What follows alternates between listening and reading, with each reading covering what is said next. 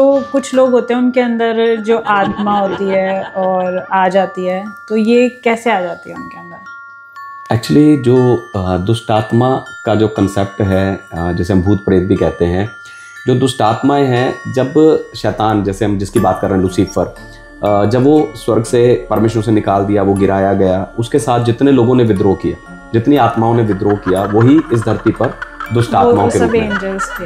हाँ, वो सब एंजल्स थे, तो उन्हें आज हम शैतान और दुष्ट आत्मा के रूप में जान रहे हैं। तो वही दुष्ट आत्माएं हैं, लेकिन प्रॉब्लम ये है कि इस धरती पर कोई भी आत्मा गैर कानूनी है। ठीक है, अगर आप इस धरती पर सिर्फ शरीर वैलिड है, अगर आपको इस धरती पर रहना तो आपको शरीर चाहिए, है ना, जानवरों को, इंसानों को शरीर चाहिए, आत्मा इस धरती पर वैलिड नहीं है। इसलिए वो आत्माएं जो है ना, जो सेवा करने वाली आत्माएं थी, जिन्हें हम स्वर्गदूत कहते हैं, वो जो सेवा करने वाली आत्माएं थी, वो अब इस धरती पर वैलिड नहीं है। इसलिए वो क्या करती हैं, शरीर ढूंढती हैं, वो इंसानों के अंदर जाने की कोशिश करती हैं, उनके शरीर में वास करती हैं, अगर वो ना मिले तो जानवरों में भी वो वास करती हैं। तो जो दुष्ट आत्माएं हैं, उनको शरीर चाहिए होता है, इसलिए वो लोगों के अंदर प्रवेश कर जाती हैं। आप इस धरती पर जब यीशु मसीह की सेवकाई को हम देखें, तो यीशु मसीह ने कई दुष्ट आत्माओं का सामना किया, लेकिन एक भी दुष्ट आत्मा जो है यीशु मसीह की शक्ति के आगे टिक नहीं पाई, उनके सामर्थ्य के आगे वो टिक नहीं पाई, और प्रभु ने उन्हें निकाल दिया। आज भी लोगों में जब दुष्ट आत्माएं आती हैं और उन्हें यीशु के नाम से ही निकाला जाता है ना। आपने देखा है कोई एक्सट्रीम दुष्ट आत्मा का केस? हाँ, एक्सट्रीम दुष्ट आत्मा के केस हमारे चर्च में बहुत हैं, लेकिन एक जो मुझे कभी नहीं भूलता, वो मेरी रियल सिस्टर के अंदर जो दुष्ट आत्मा थी, वो मैरिज करके रोपड़ में वो रहती हैं, और उनके अंदर बहुत ही एक एक्सट्रीम दुष्ट आत्मा थी। जैसे आप फिल्मों में देखते हैं, 2 आवाज़ें, लाल चेहरा, लाल आंखें, वो लाइव। और जिस दिन वो हमारे चर्च में प्रकट हुआ, हमारे चर्च के लोग सब दीवारों से लग गए, और इतना मतलब उसमें भयानक दुष्ट आत्मा थी। लेकिन प्रभु की शक्ति के आगे वो भी टिक नहीं पाए। हमने उनके लिए प्रार्थना किया, उन्होंने भी छुटकारा पाया, आज वो ठीक है, प्रभु का धन्यवाद। कितना टाइम लग जाता है? क्योंकि मैंने कुछ लोगों को देखा है जिनको दुष्ट आत्मा 10 साल से है, ऐसे भी केसेस हैं। तो कितना टाइम लग जाता है दुष्ट आत्मा को निकालने में, मतलब एक पर्सन से?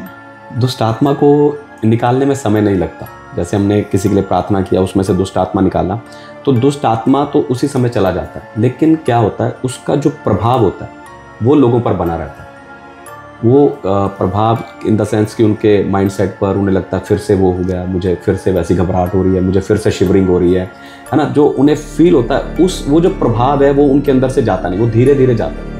क्योंकि हो सकता है पुराने पाप, पुराने काम, पुराना जीवन, उससे कहीं ना कहीं वो दुष्ट आत्मा संबंधित होती है, और उसी के द्वारा वो उनमें प्रवेश की होती है। तो जब वो उन कामों को छोड़ते नहीं है ना, या वापस जाके उन कामों को करते हैं, तो फिर वो दुष्ट आत्मा जो है उनमें वापस प्रवेश कर जाए, या ये भी पॉसिबिलिटी रहती है ज़्यादा कि वो जो प्रभाव में वो रहते हैं, उस प्रभाव से छुटकारा पाने के लिए उन्हें प्रभु के साथ एक नज़दीकी रिश्ता बनाना चाहिए। और जो 10 साल से दुष्ट आत्मा ग्रस्त है, मैं कहता हूँ वो 10 घंटे में छुटकारा पा सकते हैं।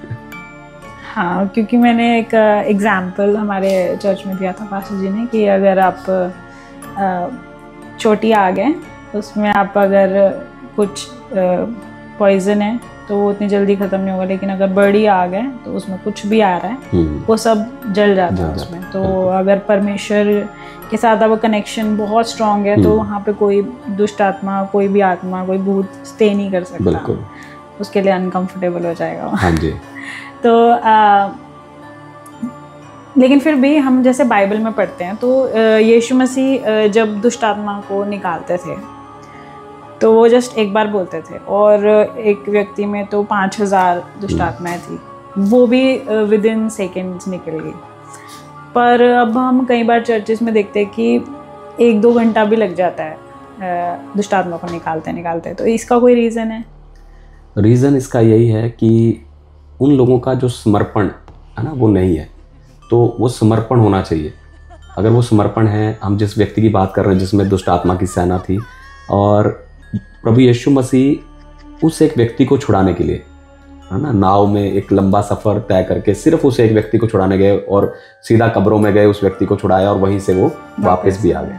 तो मतलब वो उस व्यक्ति के समर्पण पर डिपेंड होता है। जब एक व्यक्ति को हम चर्च लाए हैं, अब पहली बार जो चर्च आया वो तो देखता ही रहता है, क्या हो रहा है, गीत गा रहे हैं, ये बहन ऐसे क्यों गिर रही है ना, वो भाई ऐसे क्यों प्रार्थना कर रहा है, वो इधर उधर देखते रहते हैं, उनका वो समर्पण बन नहीं पाता। और अब जब हम उनके लिए प्रार्थना करते हैं, और जो दुष्ट आत्मा है वो शरीर उसके लिए घर है ना। अब कोई घर से इतनी जल्दी निकलता नहीं, घर से निकालना हो, कोई हमें हमारे घर से निकाले तो इतना आसान नहीं है, तो वो उसका घर हो जाता है। इसलिए कई बार क्या होता है, उनका समर्पण ना होने के कारण, वो उसको अपना घर कर देने के कारण, है ना, वो कहते हैं कि उसको निकाल नहीं पाते। अब कई लोगों का भी अंगीकार होता है, जैसे आप कह रहे हो किसी में 10 साल से दुष्ट आत्मा है, किसी में वो भी कहता है मुझ में दुष्ट आत्मा, मेरी दुष्ट आत्मा बोल रही है, मुझ में दुष्ट आत्मा, उसको अपना ही मानना शुरू कर देते हैं।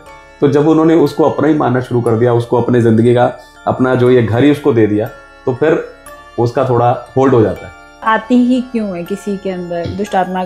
कुछ उन्होंने ऐसा गलत किया होता है या कुछ ऐसा कर रहे होते हैं उनकी लाइफ में, मतलब किसी के अंदर ऐसे दूसरी आत्मा कैसे आ सकती है? उसके लिए तो हम एक ही बात है कि हम उनको रास्ता देते हैं। जब हम दुष्ट आत्मा को रास्ता देते हैं तभी वो हमारे अंदर आते हैं। चोर घर में जैसे चोरी कब करता है, जब हम कोई ना कोई चीज़ को, है ना, कोई ना कोई कीज़ या लॉक करना भूल जाते हैं, तभी जो है चोर अंदर आता है। वैसे ही जब हम अपनी ज़िंदगी को सिक्योर नहीं करते, अपने जीवन को प्रभु में सिक्योर नहीं रखते, उस समय पर उस जो खुले द्वार का जो फ़ायदा दुष्ट आत्मा उठा लेती हैं और वो उसमें प्रवेश करती हैं। जैसे क्या क्या चीज़ें हो सकती हैं? जो शराब पीते हैं, या मतलब क्या कर सकता है एक इंसान की उसके अंदर दुष्ट आत्मा आती होगी? उनके जीवन की कमियां, उनका जीवन का पाप, जो चीज़ें एक्सेस में होता है, ठीक है, जैसे पाप है। अब एक व्यक्ति उस पाप को कर रहा है, वो पहले तो मज़े के लिए करता है कि मैं, जैसे आपने ड्रिंक कहा, वो 1 पैग 2 पैग मज़े के लिए करता है कि मैं क्या कर रहा हूँ, ये ड्रिंक मज़े के लिए कर रहा हूँ। लेकिन धीरे धीरे वो ड्रिंक उस पर हावी होने लगती है, वो उस पर हावी हो जाएगी, फिर वो उसके बिना रह नहीं पाएगा, वो पाप बन जाएगा, फिर वो एक्सेस में चला जाएगा, इधर उधर गिरना, उसको उठा के लाना, फिर शराब पी के अपने परिवार में लड़ाई झगड़ा करना, वो उसका आदी हो गया। फिर जब वो उसका आदी हो जाता है, उस चीज़ को जो है दुष्ट आत्मा, मैं सिर्फ एक उदाहरण के लिए ड्रिंक का ले रहा हूँ कि जैसे आपने कहा, है ना, ऑनलाइन जो सुन रहे हैं वो इसको सीरियस एकदम से मैं इसको पूरा मतलब ओनली ड्रिंक के बारे में नहीं बात कर रहे, जैसे कि मान लो सिर्फ ड्रिंक के लिए नहीं है, गलत काम कोई तो कोई भी काम हो सकता है, तो मैं इसको कोई स्थापित नहीं कर रहा हूँ इस बात को, सिर्फ एक उदाहरण के लिए ले रहा हूँ। तो जब वो व्यक्ति उसमें एक्सेस में चला जाता है, फिर क्या होता है, एक समय पर दुष्ट आत्मा जो है उसमें प्रवेश करना चाहती है, वो भी उस लालसा को पूरा करना चाहती है। तो उन लालसाओं को देखकर जो है दुष्ट आत्माएं व्यक्ति में प्रवेश करती हैं, फिर उस व्यक्ति के जरिए वो अपनी लालसा पूरी करना चाहती है। हो सकता है वो छोड़ना चाहता हो सकता है वो पीछे हटना चाहता हो सकता है वो ना ही दोहराना चाहता है ना। हमने देखा भी होगा कई बार, जो घर में जो नशा करने वाले होते हैं, वो नशा करके आते हैं, फिर वो सुबह उठ के बोलते हैं आज मैं नहीं करूँगा, कल मैंने बहुत बुरा किया, मुझे माफ़ कर दो, कल आज से मैं नहीं करूँगा। लेकिन शाम को फिर वही व्यक्ति फिर से नशा करके आता है। कारण यही है कि वो दुष्ट आत्मा फिर उनमें से उस लालसा को पूरा करना चाहती है।